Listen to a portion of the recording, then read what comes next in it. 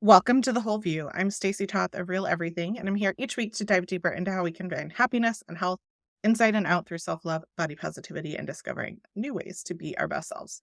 Before we get started, a reminder, this podcast is for general educational purposes and is not intended to diagnose, advise, or treat any physical or mental illness. Always recommend that you see a licensed health professional accordingly. I am excited to introduce you today to Jeannine, who is a doctor of Ayurveda with a specialty in Ayurvedic psychotherapy and psychiatry, which is very interesting to me. And I'm excited to talk about it. And from a trauma-informed care, I don't know if you know this, Jeannine. Hello, welcome to the podcast. I am a foster mom, and so I work with children who have had a lot of trauma.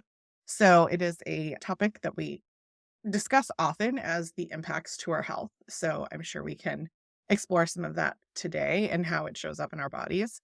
But from your perspective, you're also certified in several different Ayurvedic wellness practices, clinical acupuncture, trained in Reiki, certified push therapist. I don't even know what that is. California State certified massage therapist and author of the best-selling book, Abundance Beyond Trauma.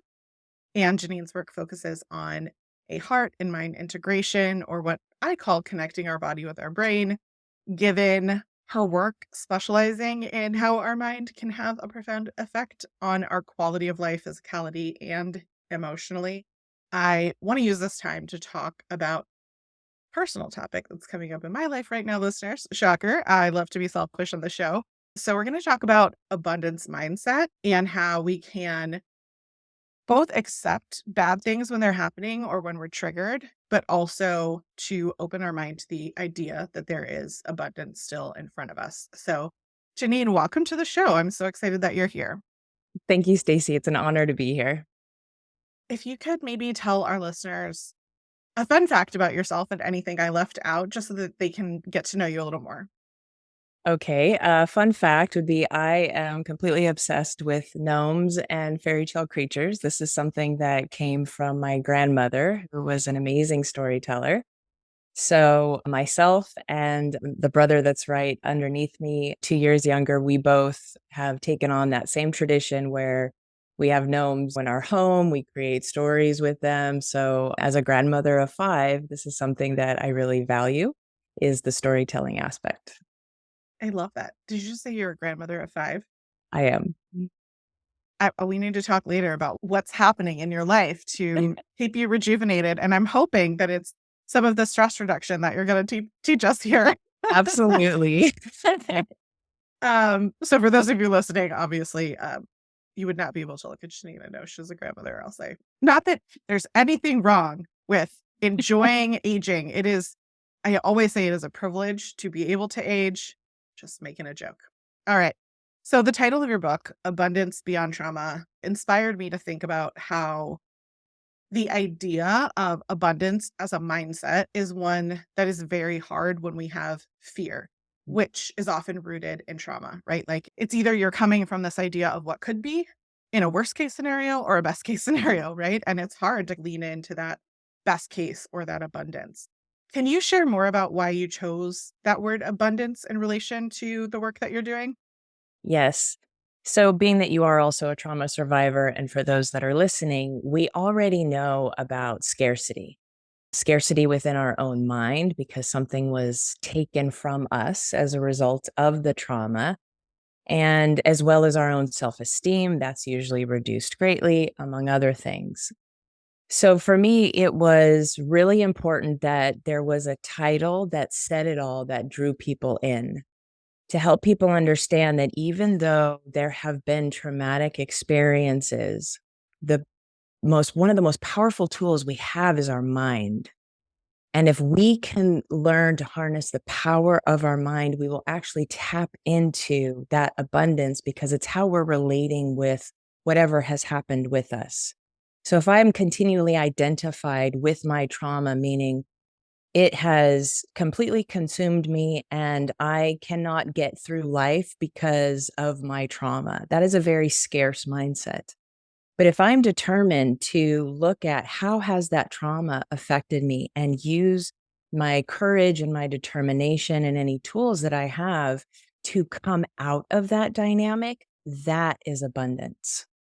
When you say courage and determination, the word that I think of is resilience. It's a word that I've been talking to my teenagers a lot about, and when they're acting like toddlers with big vocabulary is the kind of, definition that I use all the time about teenagers. When they're having those moments where their feelings are bigger than they can handle, and of course, we're having the emotional validation, trying to calm the body down, but I'm also talking to them about this idea of resilience, that in those moments when things are frustrating or when you're dealing with something that is not something you want to be dealing with, or as a foster mom, I have a child who is triggered, being able to teach that moving forward is not just like brave, it's not just these things, it's also you are creating those neural pathways in your brain to tell you that you can do this, that you have done this before, that you can do it again, instead of this mindset of like, I can't do it, it's too hard. Or some of the things that I think sometimes, if we learn at that young age, can affect how we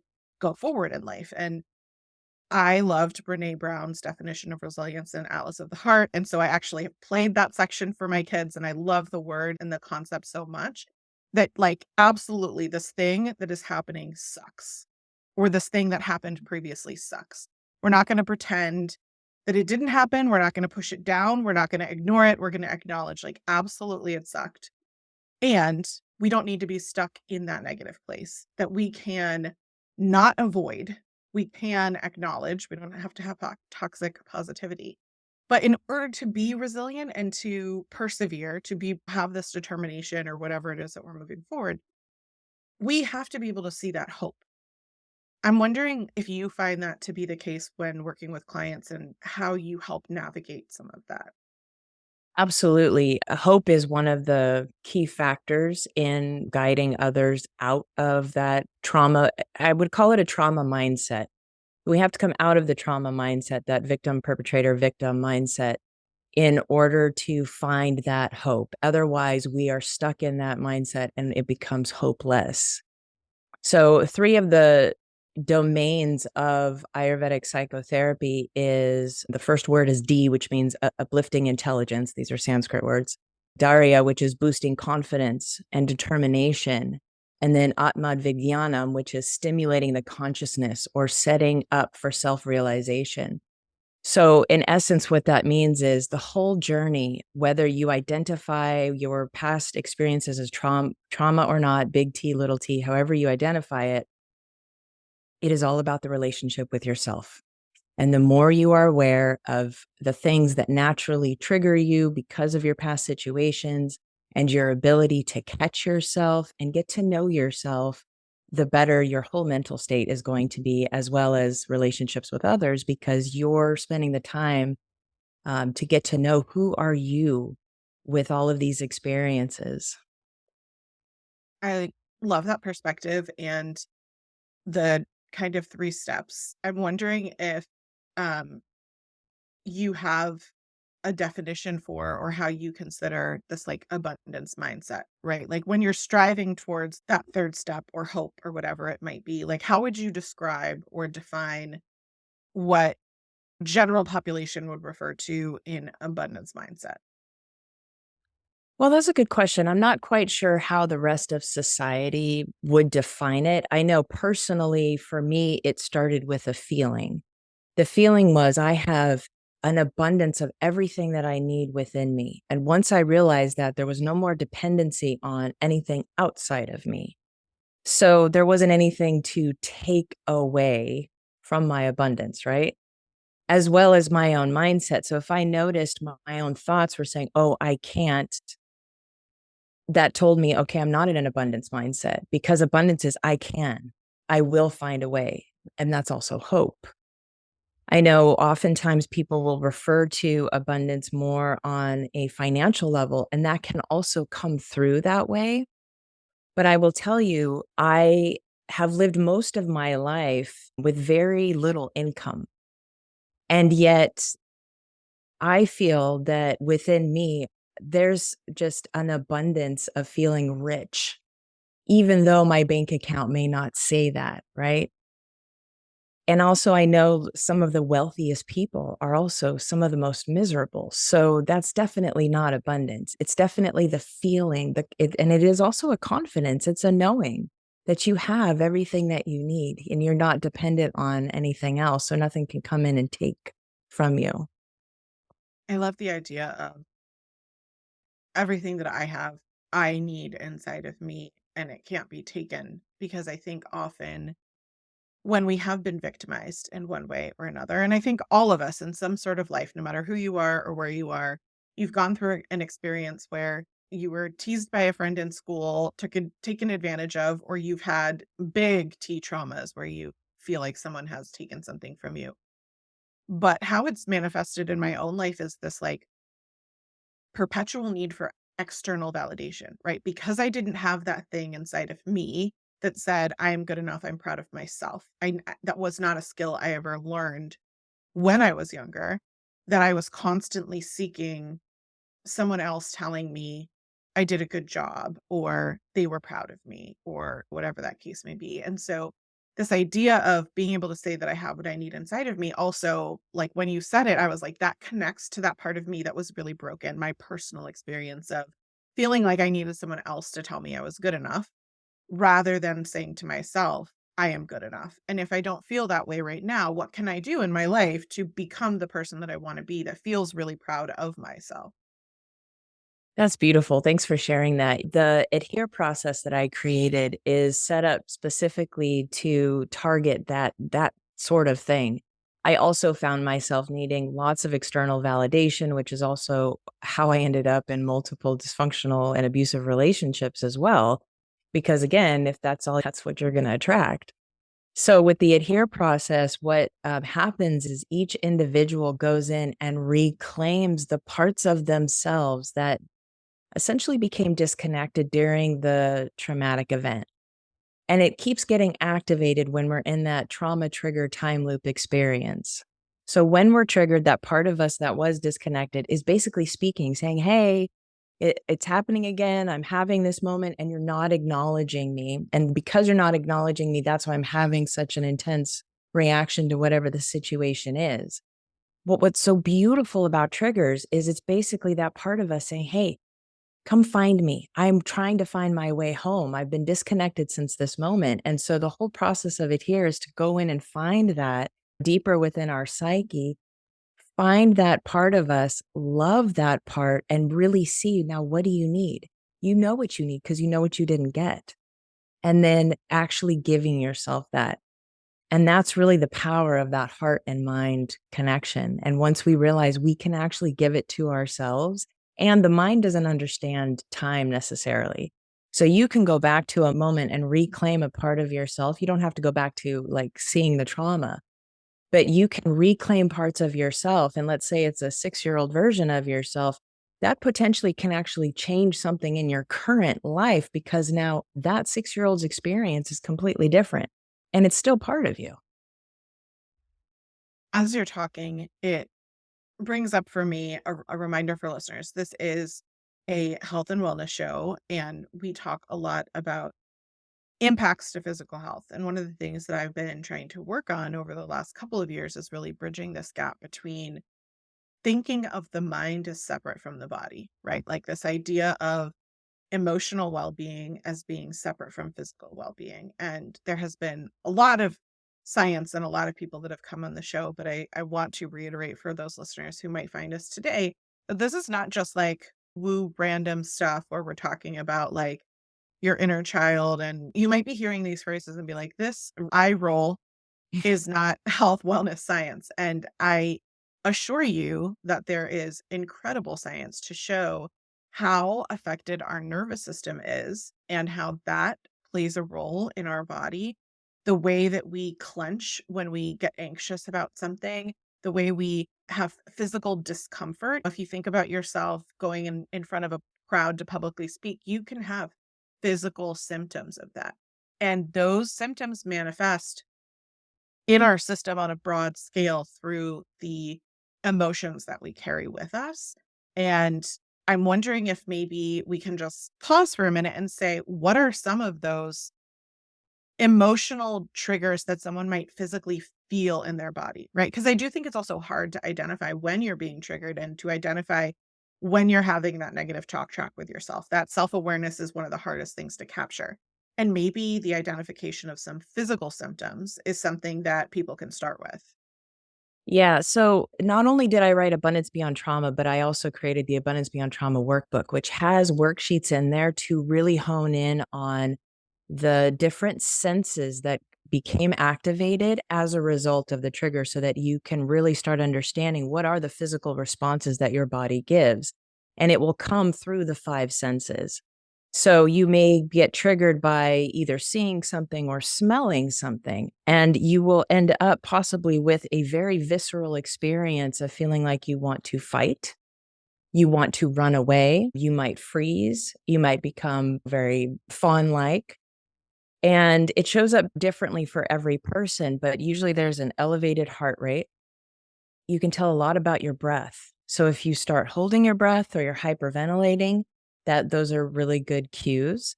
When you're experiencing that intense eruptive anger, obviously something's trying to express itself. It could also come in the form of just immediately start crying and not really understanding, like, why am I having this experience? Nervousness, anxiety, all of those are just some of the many symptoms that one might experience. It's funny you said heart rate, and we go to family therapy, and we were having a session a couple of months ago that was really intense, and my watch actually warned me. It, like, gave me a notification that my heart rate was too high. It was like, "It doesn't seem like you're moving, but your heart rate's high. Are you okay?" kind of thing, and I was like I literally said in the room with the therapist, I was like, "I am physically triggered. I need to take a break and take some breaths before we come back and talk about this." And I wouldn't have been able to, like, recognize or learn that about myself, first of all, without a tool to tell me, but also without years of work of trying to become self-aware. And I find that in those moments when we are fight, flight, freeze, fawn, that's when we do and say things that we later look back and say, that wasn't me being my best self, or that wasn't how I wanted to show up in those moments. Maybe you froze or you fawned and you let someone bully you around, and later you're thinking like, why didn't I tell them blah, blah, blah, blah, blah, right? Or maybe it was a kind person who was a cashier and you just like went off on them because you were really upset about something else in your life. And I Right. think that all of this plays a role in how we carry stress, which has an effect on our physical life and our physical well being and our life in general.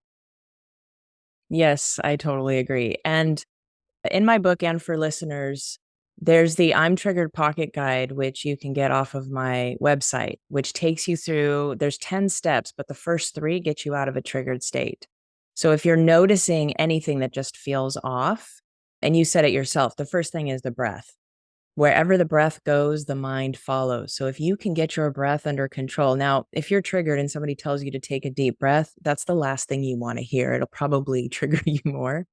But if you can catch your breath, and I usually suggest two quick inhales and a long exhale until the breath can calm down enough. And you'll notice if you just focus on that alone and make sure you don't make any life changing decisions in that triggered state, you will quickly come out of it. And then also recognizing who are your well wishers, the people you trust or look up to that will create a sense of calm within your heart and mind and body just by thinking about them.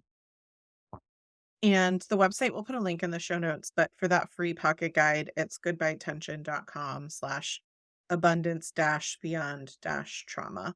And again, we'll put a link in the show notes for everybody, but thank you for sharing that free tool with everyone. What what do you think staying in a cycle can do to the body, right? You have other practices where um you work with patients who have been dealing with this for a while. So, what do you see in people's physical manifestations of carrying this? So, from the science of Ayurveda, what I've learned is that at least 90% of disease begins in the mind, which is why I was so drawn to it because I'm all about getting to the core of the problem. So, if the core of the problem originates in our mind, that's the key to everything. Now, there are other things like many people have anxiety, but anxiety also is something that is originating in the mind. It's a belief of something will happen, but hasn't happened yet. That's the anxiousness. Whereas if it's more on the depressive side, It's more of ruminating about past experiences. And you can't change past. You also can't really predict future. So being able to come to a place of presence is really where we want our mind to be. But as I said earlier, 90% of disease begins in the mind. So one of the worksheets that I have in my workbook is looking at what are your own cycles that you notice? And then are there any cycles or patterns of disease that you notice within the familial line? So in my familial line, a majority of women either were anxious or depressed and on some sort of SSRI. There's diabetes, there's high blood pressure, all of these things. And once I recognized that, I thought to myself, well, I don't want that to be my lot in life. So, how do I start changing it? That means I have to start looking at my thoughts, my beliefs, what I tell myself, things like that. And then also creating the healthy habits. But creating those healthy habits is also determined by our mental state. If you don't feel well enough to, let's say, make yourself something that is healthier, you'd rather go out and go through the drive-through, that is based on your mental state and the ability to want to take care of yourself. It's determined by how you feel. I think the example of that motivation for choices that logically you want to make, but you just can't find the strength for, I think is a good example of how the mind plays a significant role in the body. I think it's an interesting fact, but I don't agree that the idea of 90% of things start in the brain, because I think of a lot of people who are in situations where they have toxic exposure, right? Like they're literally living in an environment where their water's contaminated or something like that. And what I don't That's want true. people to hear from that perspective is like, if you get sick, it's your fault and it's in your mind. So I want to be very Mm. clear that like part of this is also in acknowledging that trauma is generational and that sometimes you could have been in a situation that you did not have control in, or maybe you lived in an environment that was physically or emotionally unhealthy. And where you find yourself today, the idea of like 90% being in their brain, some people might take that and say, oh, well, it's my fault. And that is not at all, I think, the message that you're trying to send. And also that we want anyone to take away, because that's the opposite of the abundance mindset, right? Like that is the opportunity to say, oh, then that means I can work on my thoughts and I can try to help myself feel better versus I can't do anything because I've had this, past that is negatively affecting me and therefore I'm stuck and this is my life.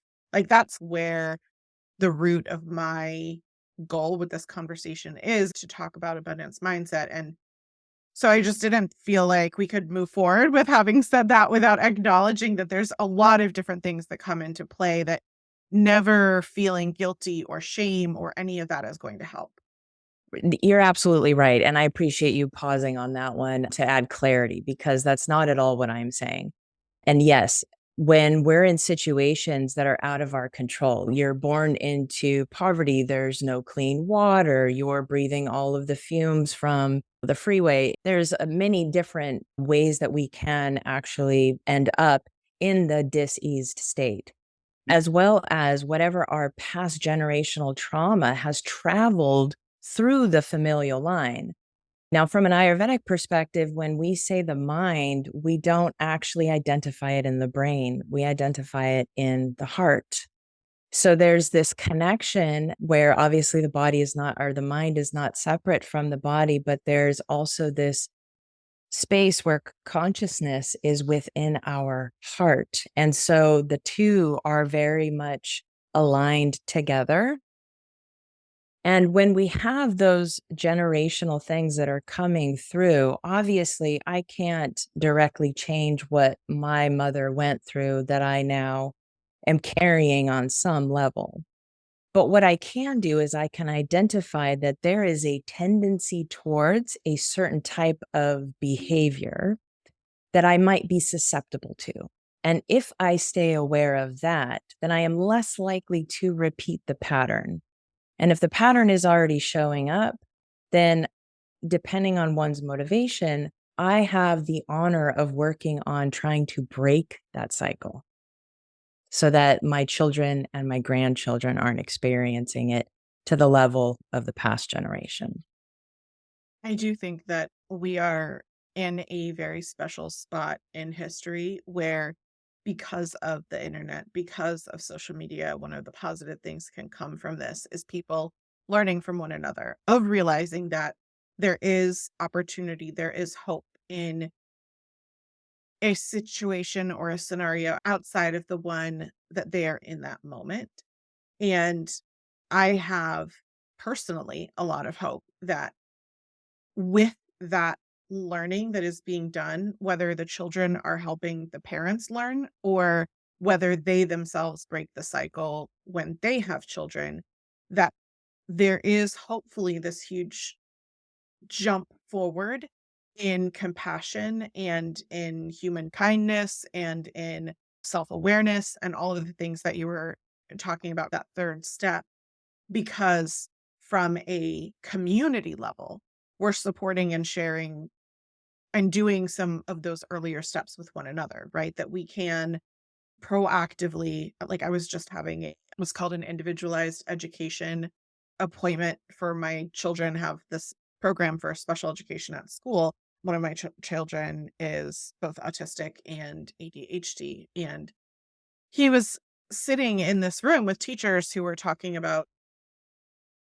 some of the qualities that they need to support in order to get better education for him, right? To but that also can sound like people talking about all the things that are wrong with you if you're Right. hearing people talk about that. Right. And he was expressing frustration that they were saying, well, Wesley does this. And he was saying, well, that's because this and that's because this. And they were like, yeah, but, right. They just kept saying, like, and Oh, moving forward. And I had to pause everybody and say, what I'm hearing is that Wesley is asking you to acknowledge his feelings. He's asking for you to acknowledge, like, hearing what you're sharing is hard. And you recognize that you're not intentionally trying to hurt his feelings, that we're just talking about what he needs to support him.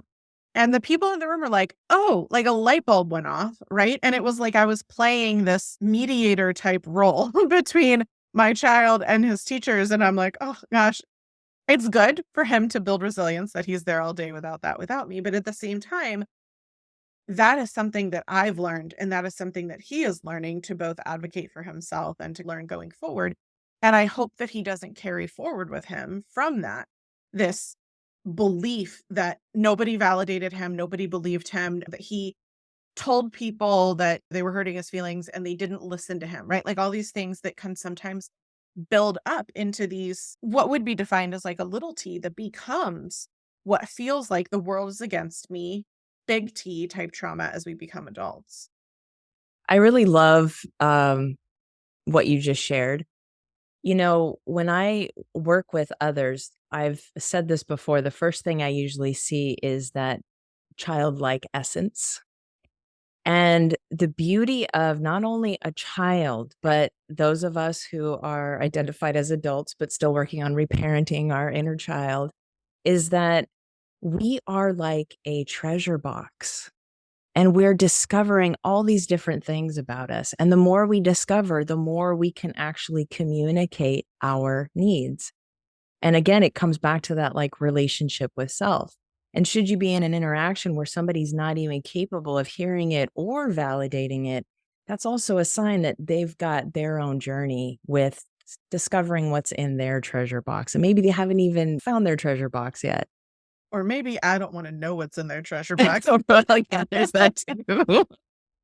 Oh, I am wondering if someone is feeling like really overwhelmed in the realization that maybe they have a lot to discover and they haven't been specifically as abundantly minded, right? Like I think a lot of us don't think, "Oh, I have trauma," or "I don't have these things holding me back." But if you ask yourself, like, "Am I really truly thinking about what's the best case scenario that could happen? Am I really thinking about hope? Am I really thinking about what I'm grateful for and what could be?" Are those kinds of thoughts the things that live rent free in your mind? Or are the thoughts that live there more negative and anxiety based? So if people are starting to realize, oh, maybe I do have some triggers, maybe I do have some things that are holding me back, because You know what? Nobody's perfect. No parent is perfect. My children, as hard as I try, are going to grow up and they're going to tell me all the things I did wrong. And they're going to be right because I'm not perfect. And we all have those experiences. I would love if you could maybe leave listeners with some positive and actionable steps that they can take to be of service to work on themselves. So whether it's your, I know you have programs and you have the book and different kinds of things, but if right now in this moment they're saying like, oh, I don't even know where to start, like this is so overwhelming, what would you recommend that they do today? So, what I would recommend is start recognizing your thoughts by writing them down. So, if your thought is, I can't fill in the blank, then write it down. I can't fill in the blank. Now, there's a couple different ways you could do this. One is to just simply now rephrase the sentence into a more positive, I can, and then fill in the blank. However, what we're also wanting to do is we're wanting to question our thoughts because our thoughts are the beliefs that we believe to be true based on those thoughts. And this is where I like to use the work of Byron Katie, where she suggests 4 questions. The first question, is it true? And the second one, and I believe this is more to catch that initial, whether you call it an egoic response or a defensive response, where we might say, well, yes, it's true. The second question is, how do you know for certain it's true? The third one is, how do you feel when you believe that thought? And the fourth is, who would you be without that thought? Now, all of a sudden, what happens is you become big and you're now looking at your thought. Your thought is just almost like a string that's attached, right? And you're questioning the belief of that. And once you question it, all of a sudden, it doesn't have as much power. Then you connect it to your heart. Well, how do I feel when I believe that? Now you're connecting more to your heart and to your soul. And then who would you be? You now have hope because you now can imagine who you would be without that thought. The simple I can't statement you can question it with that system. I think it's an interesting concept that reminds me a lot of, again, Brene Brown. I think she probably walks on water somewhere. Has this idea of like, what is the story that I'm telling myself? And I use that a lot with the kids, right? Like, I hear what you're saying, and your feelings about that are valid.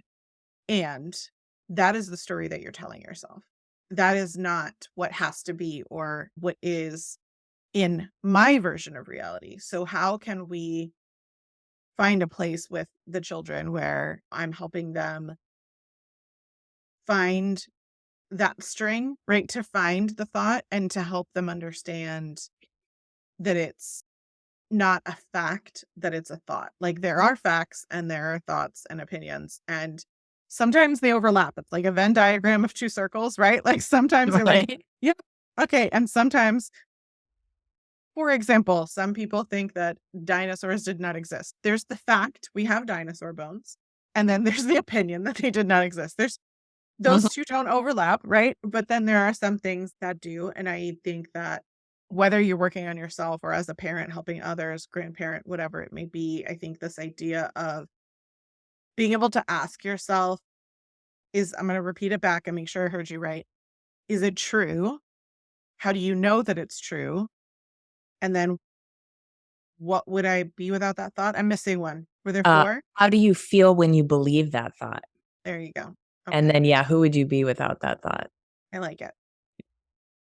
Well, I want to thank you so much for joining us here on The Whole View. Can you remind listeners where to find you, what the name of your book is, and that free pocket guide if they want to follow up? Yes. So the website is goodbyetension.com. The name of the book is Abundance Beyond Trauma, and it is also accompanied by the Abundance Beyond Trauma workbook. And if you go to my website and click on the Abundance Beyond Trauma link, it will take you to my website where you will enter your email address, and then I will send you your free copy of the I'm Triggered Pocket Guide. And that pocket guide will not only give you the first 3 steps to get you out of a triggered state, but it also shows you how to use the adhere process to dive deeper to understand what happened in that moment so that you can work on not only getting to know yourself better, but reclaiming the parts of us that are continually communicating through our triggers and basically trying to find their way home. Great. Well, thank you so much for sharing that. And listeners, we'll put those links in the show notes for you. I will also put in the show notes the previous show that we did on Ayurveda, where we talked a lot about the science, as well as a John Hopkins article. I think that sometimes things sound woo, and even I challenged you on something, right? And it doesn't have to be 100% all the time, but I think that there's a lot that can be taken from understanding they're truly in the science. The fact is, it's not my opinion, but the fact is that our brain and our body are connected, and we do have the ability to control some of that. Some things that are happening in our body we cannot control. I love that my body does a lot of things without me thinking. It is amazing. It is incredible. And I want to pour into it and love on it. And part of that is loving on my body with the thoughts that I'm giving it and not being in that negative space. So I thank you so much for being here and having this conversation. Listeners, I am going to share a little bit of a personal story about what motivated me to have this discussion today. So, if you'd like to stay on, I will have that little chat with you before we officially close the show. But, Jeannine, I want to thank you so much for being here today and having this conversation. I appreciate Thank you, Stacy, and thank you for the challenge. it. Always. Hello, listeners. If you're still here, thank you so much. I wanted to share a little bit more about my own real life events that inspired this show. About a month ago, I was told that my beloved partner in Better Beauty, my family's main income for 8 years, was shutting down for the foreseeable future. That the investment firm who had been managing the company had mismanaged the company and it had been foreclosed on by the bank. And that while the previous owner of the company had bought back the intellectual property of the formulas that are clean and safe that I love and talk about often, as well as the brand name Beauty Counter, that business could not be up and running with manufacturing products and creating a new website and doing all the things that needs to be done until Q4 of 2024. And I cannot even tell you the grief of that announcement was not unlike losing a loved one. And for those of you that have lost jobs that you absolutely love and who are responsible for the well-being of your family through the income and all of the things associated with that, safety is something that's very important. And while money does not matter, it does provide safety. I know that what I'm talking about when I say that it was incredibly difficult. And for me, my work was part of my values. It was my belief system. It was a place for community. It was where I not only loved the people that I worked with, but I got to travel with them, explore the world. And I also felt like I was making a difference in people's lives. It was core to who I am to be part of change that I believe in. And I am incredibly proud. I'm actually getting teary eyed of the 14 laws that I helped pass and that you helped pass if you supported my beauty counter business or ever texted your legislators and representatives. I loved connecting with you about helping you love the skin that you're in a more body positive approach and breaking down the toxic beauty culture. It was a lot for me to lose, and I had to acknowledge that loss. And clearly, by the fact that I'm still getting emotional about it, it's something I'm still working through. And I then went into a mode that I knew would help me. I tapped into my resilience, revisited my gratitude journal, which I'm really glad that I had actually started doing that not too long before this all happened. And one of the actions that I had done was write a list of 10 specific things that I was grateful for in my life to revisit every single day to remind me of the things that I really wanted to be grateful for. And I was reminded of something going back to that list of something that I'd written before all of this happened. And the words that I'd written were, I'm grateful for my intelligence, fortitude, and resilience. And it was in doing my nightly gratitude ritual that I realized that I was capable of not just surviving, but of thriving in how I handled this change. And I decided that I was going to make lemonade out of lemons. Not, it's obviously not possible in every scenario that happens in life, but I knew that I could. And so I went about researching deep into a lot of different brands and companies, including who their CEOs were, their financial stability to avoid this ever happening again. And of course, most of all, the quality of their products. And I looked at over 100 companies. Most of them made my stomach churn with greenwashing or ethics that didn't align with my own. And then I found a diamond in the rough. I actually have been likening it to New Balance. The OG dependable dad shoe was suddenly made cool again. And here I was using my abundance mindset to find a very OG company that was stable and had a history of caring about people's well being and the planet. And I want to help make the brand Shockley cool again. I actually had never even heard of this brand, but I guarantee you, if you ask your parent or your grandparent, they're going to tell you that they remember Shockley. In my way too deep dive on Shockley's history, I found out that not only were they the very first direct sales companies ever, but that the reason it was created that way is because Dr. Shockley, who founded it, invented the very first multivitamin. And he knew he couldn't reach a wide audience himself, but knew that it could benefit everybody. And so he wanted to create a model that would reach more people, which aligns a lot with the reason that Beauty Kenner was started, to share stories to help spread the word of clean beauty, which that word did not even exist 12 years ago before Beauty Kenner was founded. And now everybody's heard the term.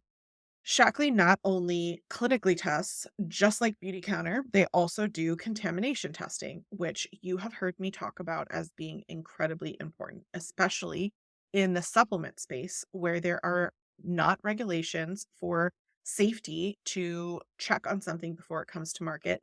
Just like personal care, there are constantly things being recalled that were put on the market and found to be problematic and then being recalled. And what I love about this for you and for me, if I'm being honest, is that it can just be a single place for me to get a lot of the products that I know a lot of us are using, not just vitamins, collagen, protein powders, powder teas. I'm obsessed with one of theirs, but also skincare and green cleaning products. I don't know about you, but I would much rather like buy from one place, combine it all, get free shipping, and not have to buy from a bunch of other places. And because you would be shopping through my woman owned small business, it would be much better for people overall in the world than doing all of that from a place, say, like Amazon, where those sales are not seen or really felt from the very top of the CEO there. I find that this partnership, the more that I look into it, the more I feel confident. Absolutely, not everything on there is something that I feel comfortable about recommending. They do have a weight loss line and different kinds of products for that. I personally will not be discussing that. I'm not going to be sharing those products and I'm not going to be doing anything about that. I can learn to not throw the baby out with the bathwater. And for me, it is also a testament to how incredible Beauty Counter was that I could trust that every single thing that the brand did aligned to the values and the standards that I held. I love also that they do have a similar subscribe and save program to Amazon, and you can actually get 15% off. And then after a subscription, it's an escalating credit back of 5, 10, or 15% based on how long your subscription is going. So you can actually get Amazon like prices while supporting an ethical company and my woman owned small business. They even sell commercial sizes of things just because of how beloved and effective they are. They've been around so long. A lot of people are familiar with their cleaning products. So the reason that they're used and loved so much is because they're safe for humans on the planet. And I didn't know this, but fun fact, Joel Salatin, who wrote the foreword to my second book and is a pioneer in eco farming, bringing regenerative farming, bringing back the planet to a state where our farming practices aren't harming the earth. he actually uses their cleaning products and endorses them because they don't harm the earth or the animals. It allows the environment to stay neutral. And I was like, see, the more I find out about this company, the more I am happy I am that I decided to partner with them. And they really align to a lot of the values and the things that were so important to me. If you want to check out my favorites, if you need swaps for beauty counter products you can't find anymore and much more, you can check out the show notes for links to my Shackley storefront and also an article that I wrote with more information on why I made this choice, including what I don't love about the brand. Because like I said, it's not perfect. And another article on the products that I'm loving and which items they have great alternatives for in terms of swapping from what you might have been using before. I do just want to say also thank you so much to those of you who reached out with the most kind, supportive, and encouraging words. Like it was a really dark time. You could hear the emotion in my words. And that encouragement meant a lot. This experience really did help me see how an abundance mindset can be life changing. It is really a life changing event for me right now. And I see that. And I thank you for helping me through this process, not just for myself, but for those others that were in a similar position to me and who are finding solace in this as well. And I could not have done that without you being part of this community and helping me find that strength that I now have in myself. It was you that helped me learn so much about myself to get here. So thank you for your trust in me in this process. I also did a Q&A as a saved highlight on Instagram if you're wanting to know more about what happened to Beauty Counter. I went into great detail and am always fully honest and transparent. I went on to what's really to blame for this situation. And spoiler alert, it's not Craig Redfrew or anyone still associated with that brand as they rebuild, but it is important to understand. As always, I will continue to be transparent and authentic in how I show up in this space and go through this journey. And I just wanted to be open and honest and transparent because it's something that I talked about often here and it would be weird to just stop. So, and to just switch without that information. So again, thank you so much, listeners. And I'll be back again next week with a regular show. I hope that this conversation has been helpful for you. And I will put links in the show notes for you for all of the resources and things that we discussed today. Thank you so much, listeners. Have a great week.